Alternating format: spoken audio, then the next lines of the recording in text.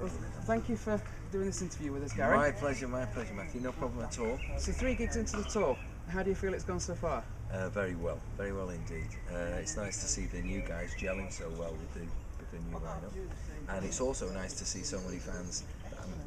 This is showing my age now, but I'm recognising faces in the audience from nearly 10 years ago. So it's great to see the people sort of embracing the cause again and seeing the band gelling so well. Yeah, good.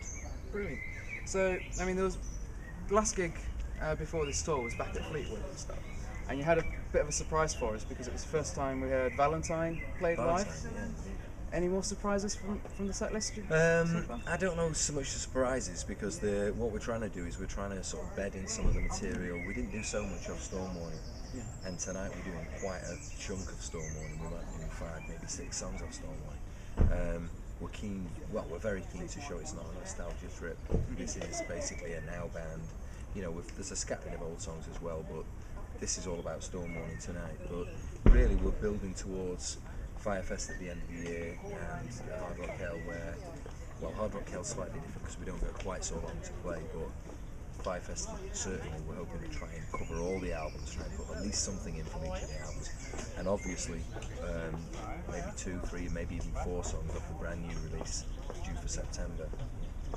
Now, when you've got a back catalogue as wide and as varied as Tens, there's 9 studio albums there. Yeah, it's a lot of stuff in there. Yeah. How do you find when you're picking out the songs? Do you have a particular favourite song to play live and a favourite 10 song in general? My favourite changes all the time, almost daily. I mean, at the moment we're doing quite an eclectic kind of set live. I'm really enjoying doing 10 Fathoms Deep, for instance, at the moment. But off the new material, I can give you a track title off the new album.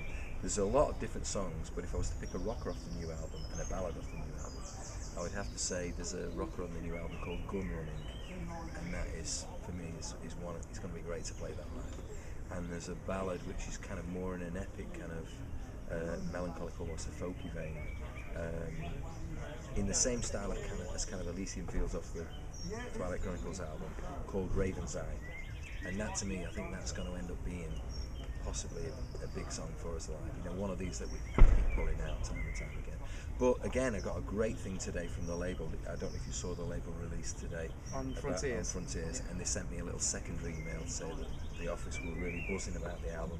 Couldn't find a weak track on it, which I was pleased about, and just loving it. They thought it was going to be a killer. They thought that our fan base are going to really embrace this one. So, and I think we were listening. Well, I was listening to one of the guys recount the press release today, and they said some big stuff there. Really, they said that they think it might be our biggest album since the '97 release, Name of the Rose.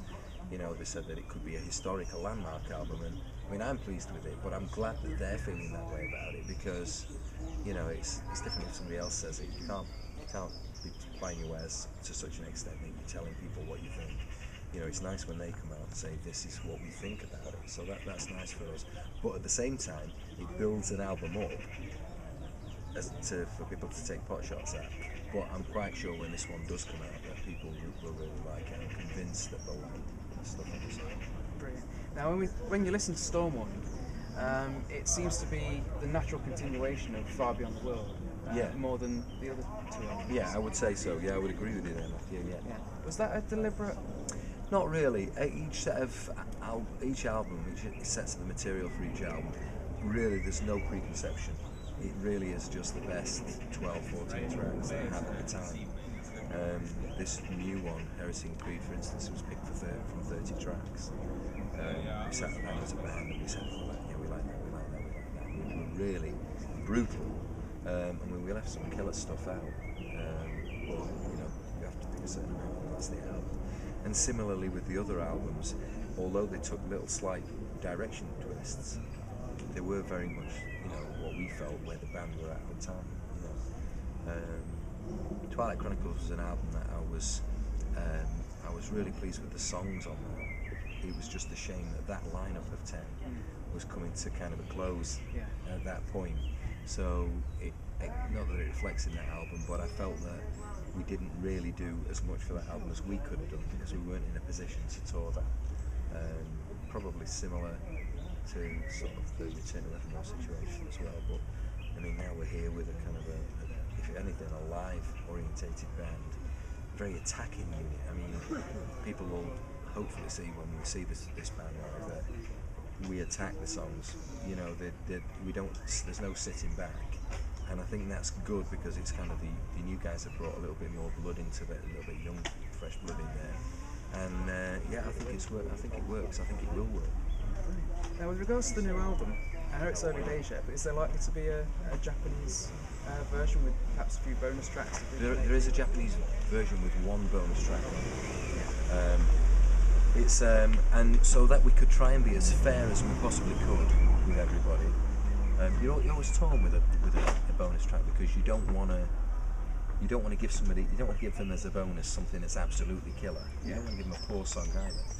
So we just thought, as a band, we'll do something that takes as least time as we can to record, and that's what we did. It's basically a piano vocal ballad, the additional track, and so that way they get something different, but we don't detract too much from the main core of the album with that, and it's just tagged on. Now, I've heard there are plans for a live DVD. Can you tell us anything about that? Yeah, there are plans. What we want to do is we're talking to Frontiers about that at the moment. We're gonna the issue at the moment with them is that to be okay with this. People hold your breath. You're about to be passed like Alex about to be killed by.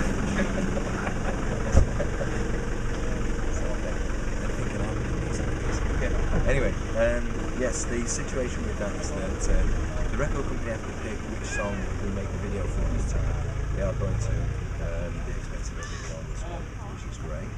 And when they've done that, the gentleman that filmed the End of Symphony video, and the guy that's doing this, guy called Devin DeHaven, who also shot the last Whitesnake video. We're going to talk to him about potentially doing a show, a one-off show somewhere, and really going to town and making it the first official ever live 10 DVD. And also we're looking at a situation where we're going to hopefully do a bit of an acoustic DVD as well. That's the next one of the next things we want to do. We've never really performed 10 material acoustically, and we found a little venue that we like, where we think we could set up. We could actually make it a really intimate, almost like a Starkers in Tokyo situation. Get the band set up acoustically. I think the place only holds 110 people, so it'll be probably a real sought after ticket. Yeah. And and film that as well, and make it a very, very intimate thing, for people to come and see and then to buy later. So that'd be good. Brilliant.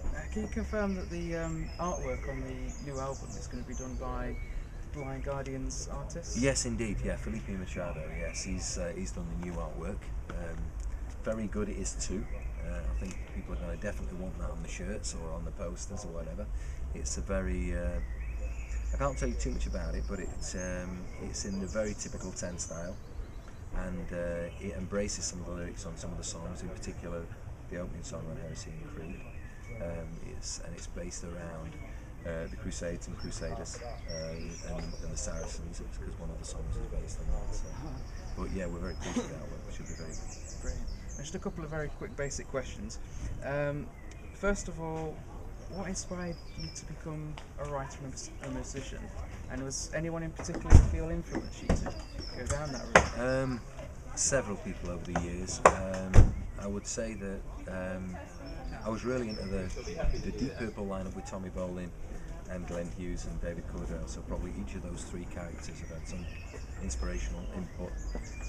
Although I really liked the lyrical content of bands like Rush, Neil Peart, and also Jethro Tull. I like Ian Paul as well. So Anderson's lyric again, the content is brilliant. And I know I asked you this on Friday. Yeah. But where did the name 10 for the band come from? Right, sat down, 6 of us, original lineup, and wrote lists of what we thought was a good name for a band. And funny enough, 10 was on 3 people's lists, certainly on mine, certainly on Vinny's at the time, and I think on Shelley's at the time. And what we liked about it was it didn't inspire thoughts of heavy metal as Iron Maiden would, but you can imagine a heavy song coming out of a band called 10 and a ballad coming out of a band called 10, and we thought it didn't sort of preempt anybody's thoughts as to what we were like, especially for charts and for radio airplay. So there you go.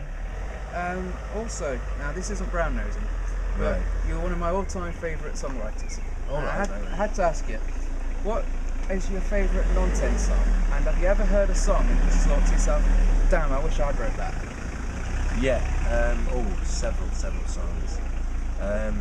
I really wish I'd written Operation Mindcrime as an entire piece. I think that's a great piece of songwriting. If I was to think of a Whitesnake song, I would probably say